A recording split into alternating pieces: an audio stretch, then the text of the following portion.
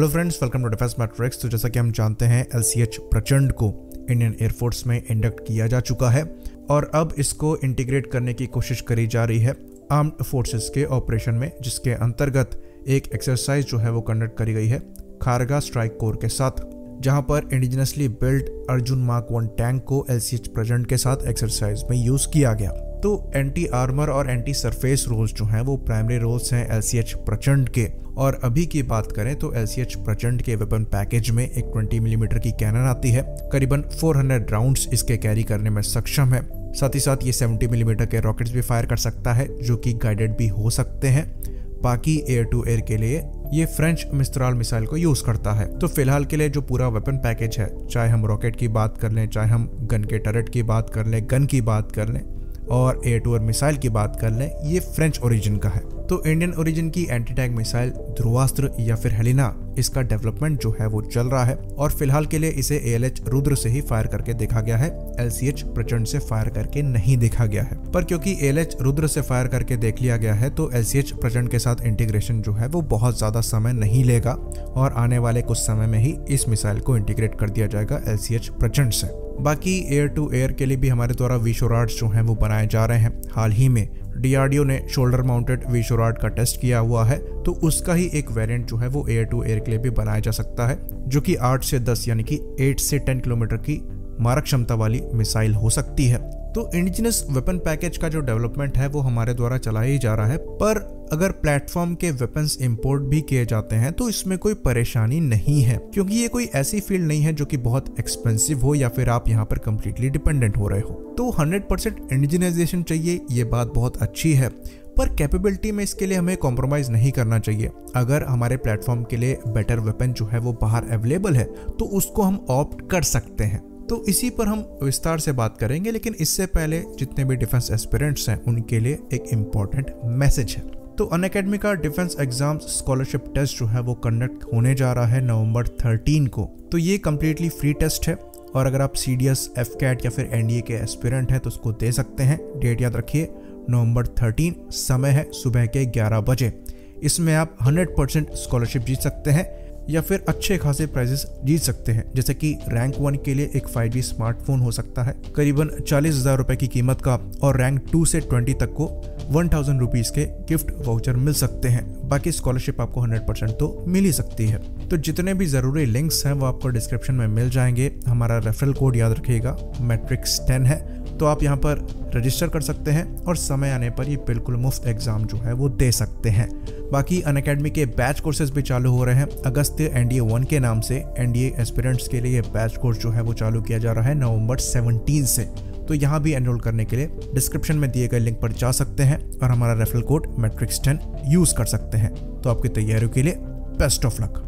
तो अब फिर से वापस आते हैं LCH प्रचंड पर और डिस्कस करते हैं इसके वेपन पैकेज को और इसकी पोटेंशियल को बढ़ाने के लिए हम यहाँ पर क्या क्या कर सकते हैं। तो एज अ डिजाइन LCH प्रचंड जो है वो काफी ज्यादा एजाइल हेलीकॉप्टर है और इसकी विजिबिलिटी को भी कम रखने की कोशिश करी गई है, चाहे हेलीकॉप्टर के प्रोफाइल की ही बात कर लें या फिर इसके रडार क्रॉस सेक्शन और इंफ्रारेड सिग्नेचर की बात कर लें। तो बेस जो हमारे पास है वो काफी ज्यादा स्ट्रॉन्ग है, पर अटैक हेलीकॉप्टर की जो खूबी होती है वो अटैक करने में होती है, जिसके लिए इसका वेपन पैकेज जो है वो सॉलिड होना चाहिए। तो मेन गन जो है वो 20 मिलीमीटर की कैनन है, जो कि काफी लीथल मानी जाती है।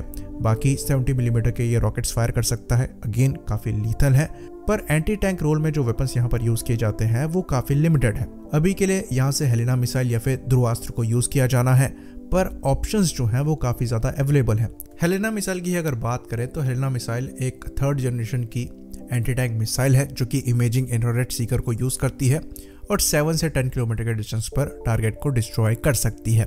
काफी कैपेबल मिसाइल है और LCH प्रचंड एक बार में ऐसी 16 यानी कि 16 मिसाइल्स को कैरी करने में सक्षम होगा। दूसरी मिसाइल यहाँ पर जो ऐड करी जा सकती है और करी जाएगी, ये 4th जनरेशन की एंटी टैंक गाइडेड मिसाइल है। इसे संत कहा जाता है और ये भी नाग फैमिली को बिलोंग करती है, जैसे कि हेलिना करती है। तो ये मिलीमीटर वेव सीकर को यूज करती है और यहाँ पर आपको मैक्सिमम रेंज जो है वो 15 से 20 किलोमीटर की मिल जाती है। तो ये कुछ इंडियन मिसाइल्स है जो यहाँ लगने वाली हैं। अब हम बात करेंगे उन मिसाइल्स की जो यहाँ लगाई जा सकती हैं। तो पहली जो यहाँ पर मिसाइल है ये अमेरिकन AGM-114 हेलफायर मिसाइल है, जो कि इंडियन एयरफोर्स के पास पहले से ही सर्विस में है और हमारे AS-64E अपाचे में लगी हुई है।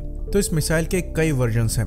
जो नए वर्जन्स हैं वो 11 किलोमीटर की रेंज में टारगेट को स्ट्राइक कर सकते हैं, वो भी सुपरसोनिक स्पीड में। तो ये एक प्रूवन मिसाइल है, हमारे पास पहले से ही सर्विस में है, तो LCH प्रचंड में लगाई जा सकती है। और क्योंकि ये वजन में लगभग बराबर है हेलेना या ध्रुवास्त्र के, तो ये भी करीबन 16 जो है प्रचंड एक बार में कैरी करने में सक्षम होगा। तो बीच में कुछ ऐसी रिपोर्ट्स आई थी जहां पर ये बताया जा रहा था कि आर्म्ड फोर्सेस भी सजेस्ट कर रही हैं इन मिसाइल्स को LCH प्रचंड में लगाने के लिए। तो अगर ये लगती हैं तो डेफिनेटली कैपेबिलिटी बूस्ट जो है वो LCH को मिलेगा। बाकी अगली मिसाइल की बात करें तो ये लॉन्ग रेंज की मिसाइल है और ये स्पाइक की एनलॉस है। तो स्पाइक एनलॉस जो मिसाइल है ये इजरायली कंपनी राफेल द्वारा बनाई गई है और हाल ही में इसका जो 6th जनरेशन वर्जन है उसको अनवील किया गया है, जो कि हेलीकॉप्टर से मैक्सिमम स्ट्राइकिंग रेंज जो है वो 50 किलोमीटर की देती है, जो कि सबसे ज़्यादा लॉन्ग रेंज में स्ट्राइक करने वाली एंटी टैंक गाइडेड मिसाइल है हेलीकॉप्टर के लिए। पर इसका वजन जो है वो हेलेना के कंपैरिजन में दुगना होगा, यानी कि अगर LCH प्रचंड ये मिसाइल कैरी करता है तो वो टोटल 16 के बजाय 8 ही मिसाइल कैरी कर पाएगा।